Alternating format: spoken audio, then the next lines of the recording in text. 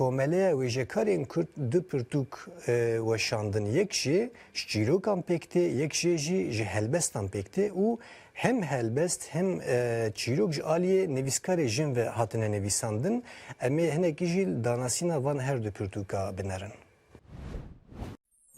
Her jiyanek û her jinek çîrokek e.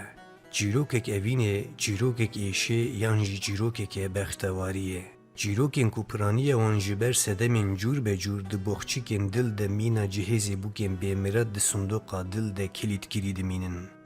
Hêviya me ew e ku ev pirtûka jinên Kurd bi zimanê qedîm zimanê Kurdî neqişandine, bibe mîna barana buharê ku ruh dide xwezayê, bi gul û sosinan dixemilîne, dilê we jî bi çîrokan bixemilîne.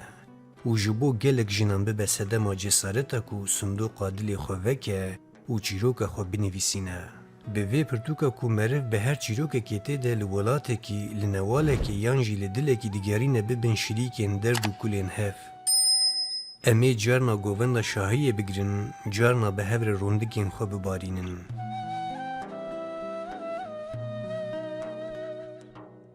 Berhemên bi navê çîrokên jinên wêjekar û helbestên jinên wêjekar li ser navê komeleya wêjekarên Kurd derket.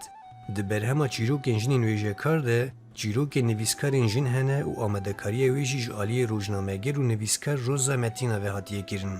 Berhema helbestên jinên wêjekar jî ji helbestên şairên jin pêk tê. Amadekariya vê berhemê jî Zozan Gulan û Nurcan Delîl kiriye. Berhema çîrokên jinên wêjekar sed û nod û dur û pelin û çîrokên sî û pênc jinan têde cih digirin. Helbestên jinên wêjekar jî du û heşt û pelin û helbestên heftê û neh jinan têde cih digirin. Her du berhem jî ji aliyê weşanxaneya JJ ve hatiye çapkirin.